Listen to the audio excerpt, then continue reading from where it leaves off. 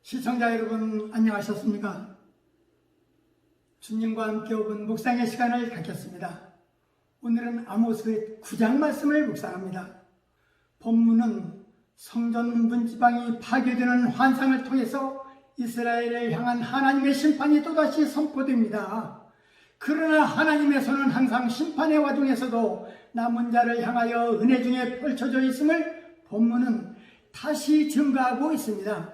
아모스는 남유다 사람이었는데 그는 북이스라엘에 들어가서 예언을 한 것입니다. 그로 인하여 북이스라엘에서 우상을 섬기는 대제사장 아마샤와 큰 충돌까지 했습니다.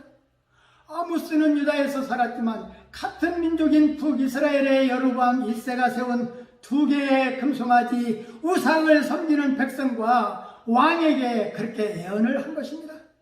아모스 선지자 정씨는 정의롭지 못한 백성들의 행위에 민감했습니다. 아모스는 본장에서 교회의 타락이 사회 전반에 몰약과 국가적 멸망을 가져온 것이라는 메시지를 담았습니다. 그러나 이스라엘이 다시 재건될 것이라는 희망의 메시지도 잃지 않았습니다. 구약시대 선지자들의 특징 중 하나는 먼저 이스라엘 백성들에게 가혹한 심판을 선포한다는 것입니다. 선지자들은 백성과 죄악과 불의를 한치의 양보나 타협 없이 아주 날카롭게 지적하고 엄중하게 책망했습니다.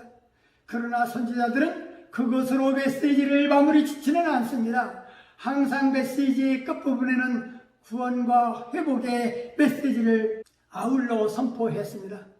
누구보다도 강렬하게 사회의 정의를 부르짖는 아모스 선지자도 마찬가지입니다.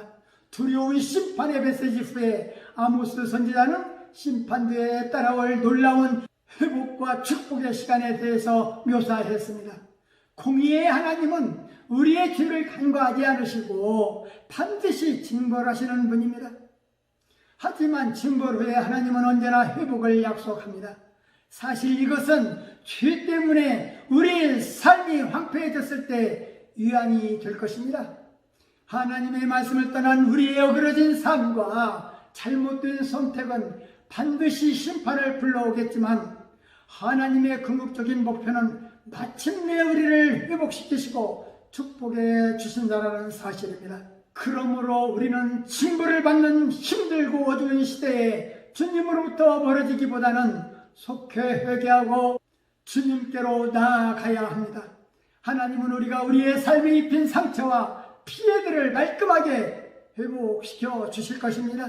신약에 와서 예수 그리스도가 오심으로 성도가 복음으로 축복의 삶을 살 것을 아모스가 예언한 것이라 할 수 있습니다. 하나님은 세상 모든 것에 죄인이어야만 한다라는 아모스 선지자의 선포가 우리의 믿음의 고백이 되어야 할 것입니다. 성도의 축복은 복음으로 사는 것이요 하나님의 자녀된 것과 선한 삶을 사는 것입니다. 우리는 하나님의 자녀가 된 것만으로도 우리는 이미 큰 축복을 받은 것임을 기억해야 할 것입니다. 말씀을 상고하며 기도하며 묵상의 시간을 마치겠습니다. 좋으신 하나님 아버지, 아모스 9장 말씀을 묵상하면서 이스라엘의 심판에 앞서 성전이 붕괴된 것은 하나님의 심판이 이스라엘의 영적 타락으로부터 비롯된 것임을 상징하며 오늘날 교회의 타락이 사회의 붕괴와 국가의 멸망을 가져온다는 사실을 보여주셔서 감사합니다.